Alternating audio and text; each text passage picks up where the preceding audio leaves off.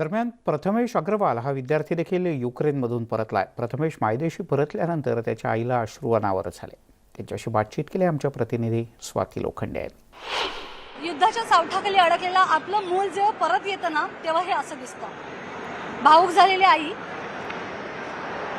आपला मुलगा परत आला या विचारानेच तिला सुख आहे. म्हणजे खरं तर याला टेन्शन आहे की आता 3च वर्ष झाले तर आणखी 3 वर्ष बाकी आहेत, पण त्याच्या आईसाठी फक्त आणि फक्त आपला मुलगा महत्वाचा आहे. साहजिकच आहे. तुझं नाव काय?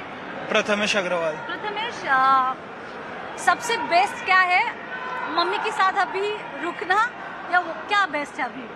वही मम्मी के साथ अभी हूँ, और क्या चाहिए अभी. मतलब वहाँ जैसे अटका था, लाइक मैं एक्सपेक्ट ही कर रहा था एंड मेरी फ्लाइट कैंसिल हो गई. अचानक से 24 तारीख को पता चला कि सुबह सुबह उठा एंड पता चला कि यूक्रेन पे अटैक हो गया. मेरी 25 की फ्लाइट थी एक्चुअली ऑलरेडी एंड वो कैंसिल हो गया and we were just worried कि अभी कैसे जाएंगे कैसे नहीं जाएंगे. But I would like to thank to Indian Embassy because they just did so fast, literally in a second they did, and अच्छा, I didn't expect this shortly. जल्दी हाँ, होगा. इतना जल्दी होगा सब कुछ कि हम लोगों की फ्लाइट आ गई. बहुत धन्यवाद. लेकिन बाकी बच्चों को जल्दी बचाइए. बाकी बच्चे लोगों बहुत की हालत हालत खराब. और खराब बैंकर है. से जो बच्चे इसकी यूनिवर्सिटी के बच्चे खतरा में बंकर्स में अटके हुए हैं बच्चे, उन लोगों को एयरप्लेन मोड वगैरह पे रखने को बोल रहे हैं. फोन वगैरह एंड उनका खाने पीने का भी स्थिति खराब है. अपने दोस्तों से बात हुई वहाँ पर अभी आपकी? हाँ, मेरी एक फ्रेंड से उधर बात हो रही थी. हाँ. तो वही कि उन्हें फिर मतलब उधर अटक के बैठे हैं. वो लोगों को आवाज वगैरह आती रहती है बॉम्बिंग्स वगैरह की. अच्छा. हाँ, तो वो लोग डरे हुए हैं. हॉस्टल में अभी भी मेस में खाना मिल रहा है थोड़ा थोड़ा, हाँ. जितना हो सकता है उनको.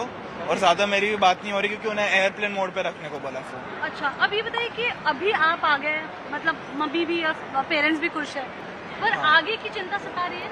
आगे की चिंता सताएगी मुझे क्योंकि फिर हमारा ऑनलाइन रहेगा तो फिर ऑनलाइन स्टडीज वगैरह का रहेगा तो मुझे सच में नहीं मालूम क्या होगा. ऑनलाइन में डॉक्टर कैसे बनेंगे हमें नहीं मालूम. अब तक Exactly. प्रैक्टिकल नहीं कुछ नहीं तो कैसे बनेंगे. बट आई होप कुछ हो जाए मेरा कल, या फिर यूनिवर्सिटी हमें चेंज करनी पड़ेगी. उमेश गोवेलकर सह स्वाती लोखंडे, न्यूज 18 लोकमत, मुंबई. ही केवळ काही उदाहरणं आहेत. तिकडे रशियानं युक्रेनवर हल्ले सुरूच ठेवले. कीव शहराजवळ रशियाचं सैन्य येऊन धडकलंय. रशियाचं आक्रमण सुरू असतानाच युक्रेनचे राष्ट्राध्यक्ष व्होलोडिमीर झेलेन्स्की यांनी रशियाशी लढण्याचा निर्धार कायम ठेवलाय. रशियाशी शेवटच्या क्षणापर्यंत लढण्याचा निर्धार करत झुकेंगे नहीं असाच नारा त्यांनी दिलाय.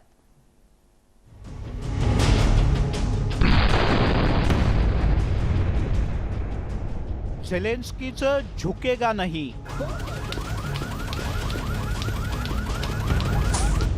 युक्रेनचे राष्ट्राध्यक्ष संघर्षाच्या पवित्र्यात.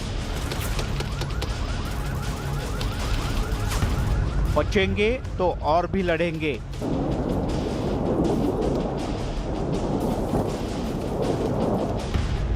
अखेरपर्यंत लढा देण्याचा निर्धार.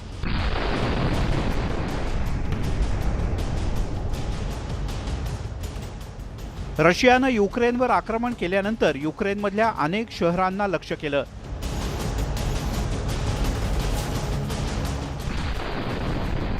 युक्रेनमधली अनेक शहरं रशियाच्या बॉम्ब हल्ल्यांनी भाजून निघालेत.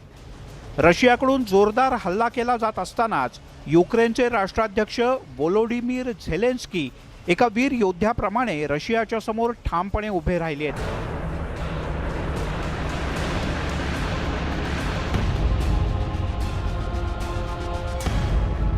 आणि आपल्या देहबोलीतून युक्रेनच्या सैन्याला सुद्धा स्फुरण दिलंय. युद्धाच्या पहिल्याच दिवशी ते सैनिकी वेशात रस्त्यावर उतरले. आपल्या सैन्याचा आत्मविश्वास त्यांनी वाढवला. रशियाकडून जोरदार हल्ले होत असले तरी शरणागती पत्करणार नाही असा पवित्रा त्यांनी घेतलाय. युक्रेनच्या नागरिकांना सुद्धा मातृभूमीसाठी लढण्याचं आवाहन त्यांनी केलंय. एवढंच नाही तर त्यांनी युक्रेनच्या सर्वसामान्य नागरिकांना लढण्यासाठी शस्त्रास्त्र हाती सोपवलेत. आम्ही आमची शस्त्र खालती ठेवणार नाही. ही आपली मायभूमी आहे. आम्ही आपल्या देशाचं संरक्षण करू असा संदेश झेलेन्स्की यांनी आपल्या देशवासियांना दिला. Захищаємо нашу незалежність, нашу державу. І так буде й далі. Слава нашим захисникам, слава нашим захисницям. Слава Україні!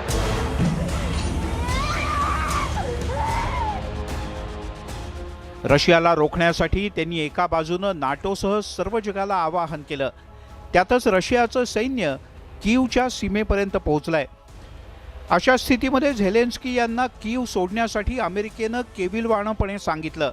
मात्र अमेरिकेचा हा एक्झिट प्लॅन त्यांनी साफ धुडकावून लावला. Зараз в мережі дуже багато з'явилось фейкової інформації, що, немов я закликаю складати зброю нашу армію і йде евакуація. Значить так, я тут. रशियानं आक्रमण केल्यानंतर जगभरातून काही प्रमाणात पाठिंबा मिळेल अशी त्यांना आशा होती. अमेरिका आणि नाटोनं हात वर केल्यामुळे सध्या तरी युक्रेन एकाकी पडल्याचं दिसून आलंय. यातून झेलेन्स्की यांनी आपल्या ट्विटर अकाउंटवरून सर्व नेत्यांना अनफॉलो केलंय. आपला देश, मातृभूमी आणि देशातील जनतेसाठी अखेरपर्यंत लढण्याचा निर्धार झेलेन्स्की यांनी व्यक्त केलाय. आणि रशियासारख्या प्रबल देशासमोर एखाद्या वीर योद्ध्याप्रमाणे ते उभे राहिलेत. Bureau report, news 18 Lokmat. तिकडे रशियाची दादागिरी सुरूच आहे. रशिया आणि युक्रेन युद्धाचा हा तिसरा दिवस आणि या तिसऱ्या दिवशी रशियानं हल्ल्याची तीव्रता आणखीन वाढवली आहे. कीव या देशाच्या राजधानीच्या शहरामध्ये थेट क्षेपणास्त्रानं हल्ला करण्यात आलाय. रशियानं युक्रेनला निर्वाणीचा इशारा दिलाय. रशियाची दादागिरी कशी सुरू आहे पाहूयात.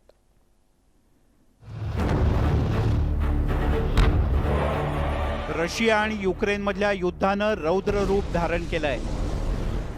रशियन सैन्य आगेकूच करत असून युक्रेनची राजधानी कीवच्या उपनगरांवर क्षेपणास्त्राचे हल्ले सुरू आहेत आणि यामुळे अक्षरशः नरसंहार सुरू आहे. It's a burning car. It's a burning car. कीव विमानतळावर रशियानं मोठा स्फोट घडवून आणला, ज्यामध्ये अनेक इमारतींचं नुकसान झालं.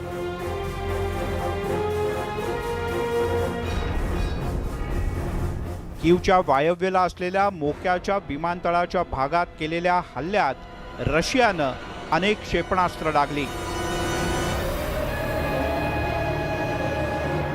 200 हेलिकॉप्टर्स आणि लँडिंग फोर्सच्या मदतीनं आंतोनोव विमानतळाचा ताबा घेण्यात आला असा दावा रशियाच्या लष्करानं केलाय.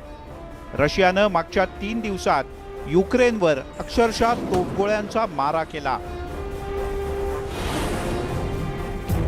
3 दिवसात एकूण 821 हल्ले करण्यात आले. यातील लष्करी तळावर 14 हल्ले झाले. कंट्रोल रूमवर आतापर्यंत 19 वेळेला हल्ले करण्यात आले. मिसाईल सिस्टीमवरच्या हल्ल्यांची संख्या 24 वर पोहोचली, तर एकूण 48 रडार स्टेशन्स उद्ध्वस्त करण्यात आल्याचा दावाही करण्यात आलाय. आतापर्यंतच्या युद्धात 7 लढाऊ विमानांना जमीनदोस्त करण्यात आलं असून या युद्धात 9 हेलिकॉप्टर्स लक्ष्य करण्यात आले आहेत. 9 लढाऊ ड्रोन्सवर देखील हल्ले करण्यात आले आहेत. रशियानं आतापर्यंत युक्रेनचे 87 रणगाडे उद्ध्वस्त केले, तर 27 रॉकेट लॉन्चर्स या युद्धात नष्ट करण्यात आली. 118 लष्करी वाहनांचं या युद्धात प्रचंड नुकसान झालंय, तर 8 लष्करी बोटींचा सुद्धा या युद्धात वापर करण्यात आलाय. दुसरीकडे युक्रेननं सुद्धा रशियाचं मोठं नुकसान केल्याचा दावा केलाय. युक्रेनच्या सैन्यानं 14 रशियन विमानं, 8 हेलिकॉप्टर्स, 102 टँक, 536 चिलखती वाहनं, 15 तोफखाने नष्ट केल्याची माहिती आहे. तसंच रशियाचे 3,500 सैनिक ठार मारल्याचा दावा सुद्धा युक्रेननं केलाय. दरम्यान युक्रेनची राजधानी कीव या शहरामध्ये स्फोटाचे आवाज अनेकदा ऐकायला आले, तरी रशियानं मात्र कीववर हल्ला केलेला नाही असं म्हटलंय. पुतिन यांनी युक्रेननं शरणागती पत्करली तर उच्चस्तरीय वाटाघाटींची तयारी दर्शवली. पण कीववर हल्ल्याच्या भीतीनं नागरिकांनी भुयारी मेट्रो स्थानकांमध्ये आश्रय घेतलाय, तर काही नागरिकांनी देश सोडून इतरत्र आश्रय घेण्याची तयारी सुरू केली आहे. दरम्यान रशियन माध्यमांनी युक्रेनचे राष्ट्रपती व्होलोडिमीर झेलेन्स्की यांनी कीव सोडून पलायन केल्याचा दावा केलाय. त्यामुळे रशियानं आता युक्रेनच्या निवासी भागांना लक्ष्य करायला सुरुवात केली आहे. रशियाच्या या दादागिरीसमोर युक्रेन कसं आणि काय प्रत्युत्तर देतं याकडे जगाचं लक्ष लागलंय. Bureau report, news 18 Lokmat. यासोबतच बुलेटिनमध्ये घेऊयात एक छोटासा ब्रेक. ब्रेक नंतर काही खास.